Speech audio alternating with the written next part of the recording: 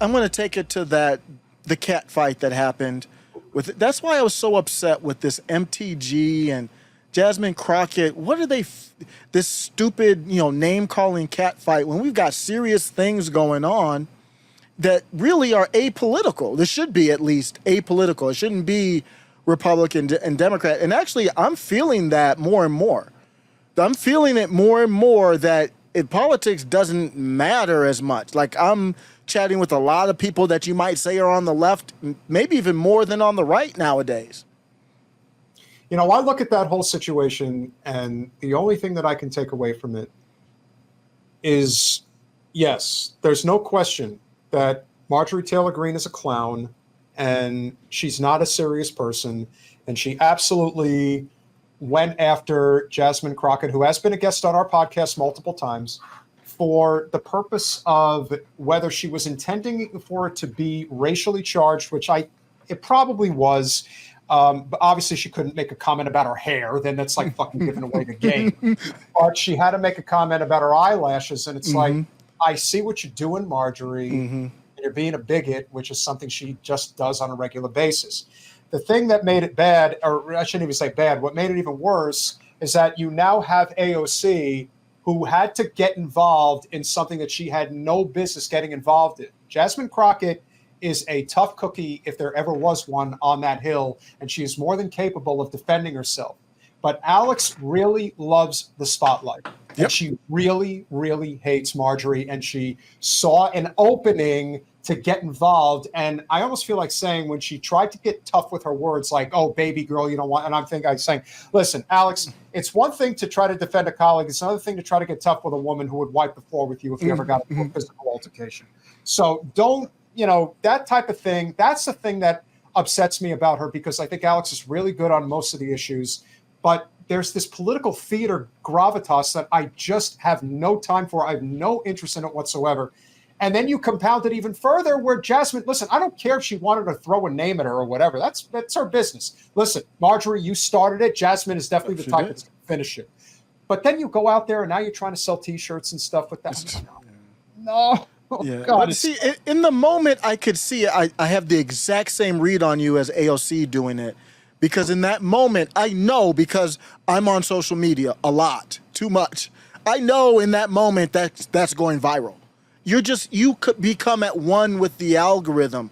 I know for sure AOC knew in that moment, even though most people don't watch these hearings, or I forget what they were talking about, Merrick Garland. Most people don't watch, but they knew that was going to get clipped up. But let me ask you this now. I was really upset because I've backed the pro-Palestinian protests. I did not back Black Lives Matter at all.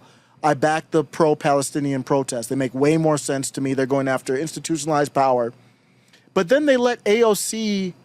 Did you see the picture? When AOC and Ilhan Omar came to visit them while they were protesting in the camps? To me, if you're protesting, you don't bring them in to take selfies and stuff. You bring them in to say, here's our demands, go out and get it for us. I thought it was too friendly. What's your read on that? I didn't actually see it. Okay. Look, I think Ilhan is, the thing about Ilhan that I don't think people truly understand, even though they always like to point out the fact that she wears a hijab, and we do have an anti-Muslim sentiment that is only growing leaps and bounds by the day as this continues to go on. Ilhan is one of the most effective legislators in all of Congress. Like, I think the last session, in terms of being able to either enact policy or to get amendments passed, she was fourth out of 435. Really? I didn't. So I have to do some homework. She's really, really good at her job. Now, AOC, not so good. And that's what I've always maintained is the problem here with Alex is that as a legislator, she is completely ineffectual. As an activist, I mean, she could get 1 million people to rally on a cause if she wanted to. That's real power. And in many ways, that's more powerful than anything she could ever accomplish on the Hill. The thing is that I think Alex is going to run for president in 28. So there are those things that you have to keep in mind. Why is she acting this way? Like, what are the signs? There is going to be an opening for a populist left run in the next presidential election for obvious reasons. And there's really no one in that left lane that can cultivate that type of power. We already know who's going to run in 28 if somehow Joe does not get replaced over the next, couple of months. It's amazing. We're in the ending part of May, and we're still debating whether Joe's going to get replaced. That's incredible. If that doesn't say that you're going to lose, I don't know what does. But I digress. Point is, you're going to have Newsom, you're going to have Pritzker, you're going to have who else is going to run? Obviously, Whitmer.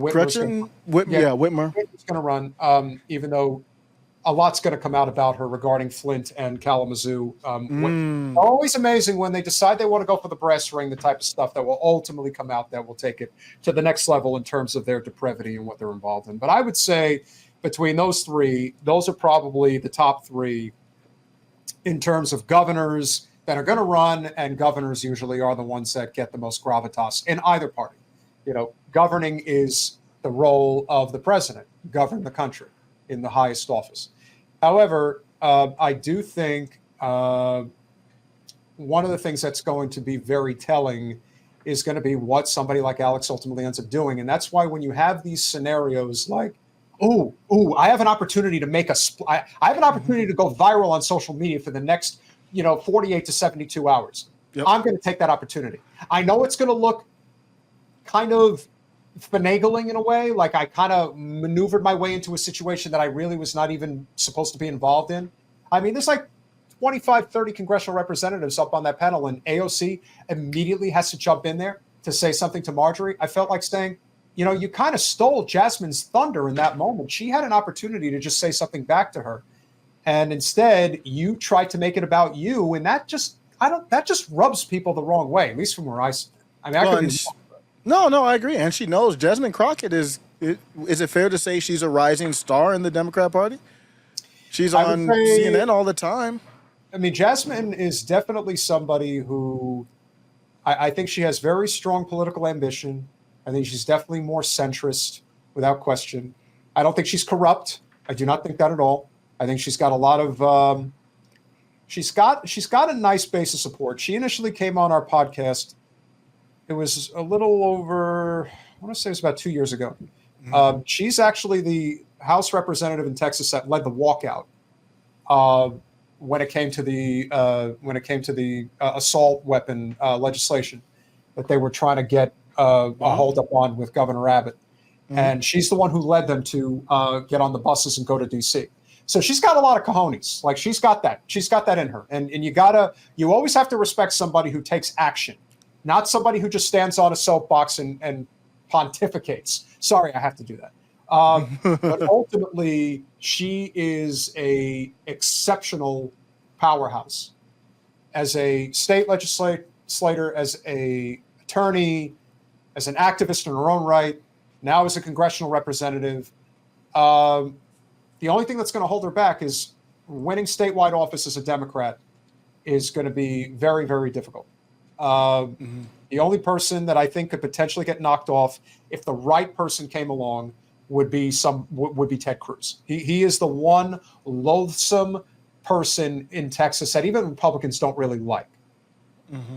Now, would somebody like Jasmine eventually run for the U.S. Senate, 2-3 terms from now in 2030 against Cruz when he's up for re-election again? Now, that I could see as being much more realistic. Would she have to give up her congressional seat to run for governor against Abbott? That's going to be the big question because there's a lot of people who are going to try to push her to do it. I don't think that doesn't sound like that would be a good decision, right? If she has to give up her seat, no. Yeah. Because Abbott's not going to lose. Yeah. But it creates a scenario where her momentum and her brand, her name ID becomes substantially large. Mm-hmm. And I could definitely see that. I don't think, despite what Metalopoly has to say, despite what other people have to say, you as a black man know that what Marjorie was trying to do with Jasmine was figure out a way to incite her without directly saying something racially charged. But in a way, there's no question that was her intention as far as I can see.